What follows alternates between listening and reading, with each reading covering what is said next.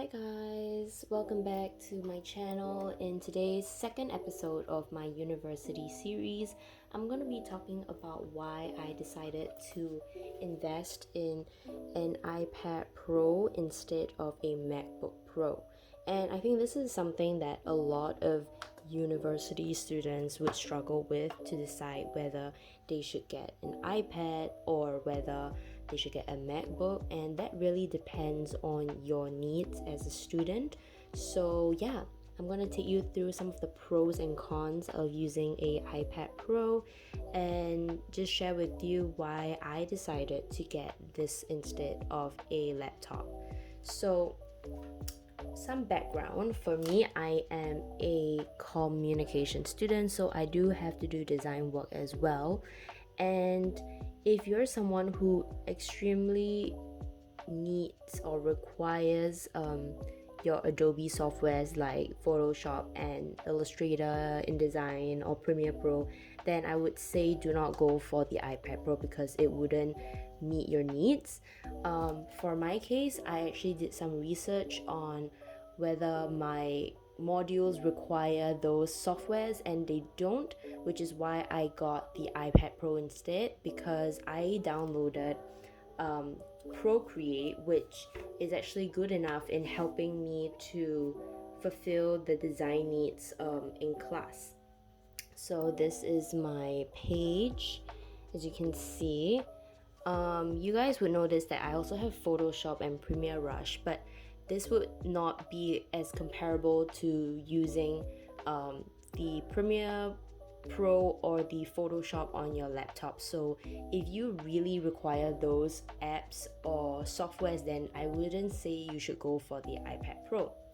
So this is my iPad, and I think for me personally, the Apple Pencil has been of very good use.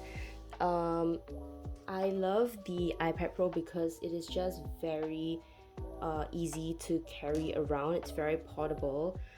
By the way, mine is in the 12.9 inch size, which is the bigger version.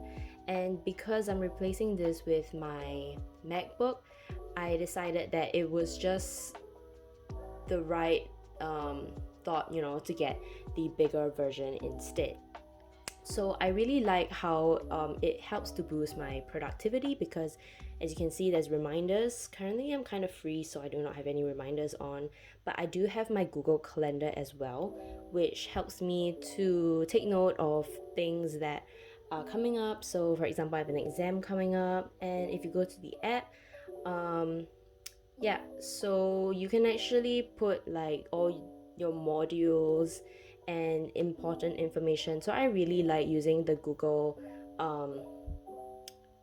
Calendar because you can actually add the widget on the site as well. The widgets are super helpful. Two apps that I personally really enjoy using as a student is Procreate and GoodNotes 5, and these two apps require you to purchase them, but I would say as a student they have come in very handy. So this is Procreate, and as you can see, I have a lot of like doodles as well as a lot of schoolwork and designs that I had to do. So I really like Procreate because it is very easy to use, and there's so many brushes, so many different sizes and dimensions that you can play with. So definitely this is kind of equivalent to, I would say, your Illustrator, for example, and it does work like Photoshop as well. So I really like this, and because of this, the color, you can actually choose all the kinds of colors you need. You can play with the layers, so this is really like a Photoshop style, and just so many different kind of brushes if you require to do some painting or you want to do some drawing. Personally, I like the Narinda pencil the most, so let's see, I can perhaps write something out for you guys. So this is how I get the brush thickness, and then I could just write So I could say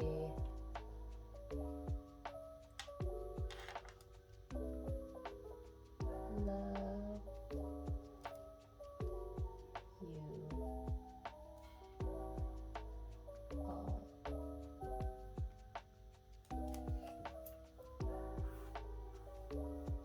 There you go. So obviously my writing is pretty crap right now, but yeah, this is really nice to use. Just some background information about the price of all this. So the iPad, mine is in a 256 GB, so this is going to give me a bit more space. I would say with an iPad, you have to be wise in choosing how much space you require. And for me, I think 256 was just a good enough amount, not too little, but not too much as well. And this iPad cost me about 1.5k. The pencil is also very essential to the whole iPad experience. So as you can see, this is my second generation Apple Pencil, and this helps me a lot with all the drawings that I have to do on Procreate, as well as writing. As a student, you know, you have to use GoodNotes. So let me take you through my GoodNotes app. As you can see, these are all like my Korean study notes, and this has helped me so much in just getting all my notes done for revision. You can even have, like, for example, I actually have this diary kind of thing. So let me see. Oh no, let's see. So yeah, for example, I have a diary, so I can write stuff and paste stickers. So it's kind of like a digital planner kind of format. So I really like GoodNotes. It is very easy to use. What I like about it also is you can check through all the pages, and it's just very efficient. In fact, if you have friends who are also using GoodNotes, you can actually share a document with them, kind of like how Google Docs work, where everyone can work on the same page. So it's really, really nice to use. And Procreate cost about 15 Singapore dollars, while GoodNotes would cost about 11. But I would say if you're someone who uses these apps very heavily, then definitely it'll be worth the money. And they are very the UI and the UX is just really great, so I highly recommend them. Yeah, so this I also, as a student in my university, we are required to use this app here called Canvas. So when I go inside, you will have all my different modules, and it's just really easy to use, and that's where I check my grades and get my assignments done and submitted. So because of the nature of my uni course and how everything can be done through the app, it's just really efficient for me to just have the iPad Pro as well. So I really, really like the format of that. Another thing that I really like about the iPad is the use of the split screen capabilities. So if you're someone who really likes the multitasking features, this is gonna come in super handy, especially doing work. So for example, if I'm doing my notes and I require some help, I can just pull up, for example, I need the dictionary, and I can instantly type what I need and write at the same time on the other side. So I really like this, and the fact that you can even change how much width and space you require for each thing. What you can also do is, if you don't want it to be in the other side of the screen, you can actually have it hovered like this. So this is what I really like to do, and how I feel like it's very efficient. And not to worry, because with the iPad you also can download the app of your Word document. So you can have Word doc as well, and it works perfectly the same as how your Word doc on a laptop would work. Similar for PowerPoint. And yeah, so I really, really like it. And in fact, since a lot of us nowadays are working together with friends, even using Google Docs and Slides is just so much easier with the iPad. And if you're not planning to invest in like the Magic Keyboard, which is so expensive, like $400, you can always get something similar. Or if you don't need the casing, you can always just get a separate keyboard, and this for me is a really really good one to get. This is the Logitech K380 keyboard, and I just really like the sound of it, and this one works really well with Apple products. Yeah, so you can actually have multiple devices Bluetooth to this keyboard, so you could perhaps be typing on your iPad but at the same time typing on, let's say, your additional laptop or something. So I really like this. This is at around like $27 or $30, so this is something you could consider. And if you want to create a similar laptop experience, there's always getting a mouse. So this is also from Logitech. This is the Pebble M350, and as you can hear, this one is a silent mouse, and I really really like it. I just paste a picture of Tay on it, but I really like this mouse, and it's very easy to use. This one cost about $26 as well. So let me just show you how I work the whole thing. So for example, I could go to notes, and so as you can see, let's just position this a little better.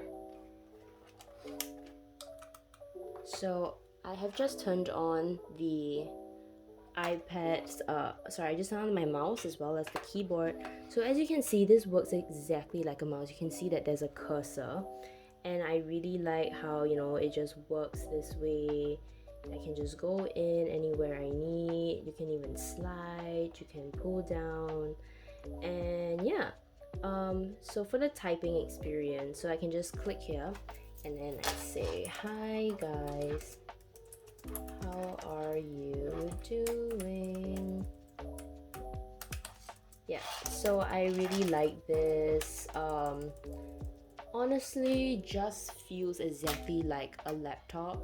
And yeah, if you don't think you really need a laptop, you just need something that you can just do work on for productivity's sake, or if you're planning to get an iPad just for external add-on like to your studying needs, then I guess the iPad works just right for you guys.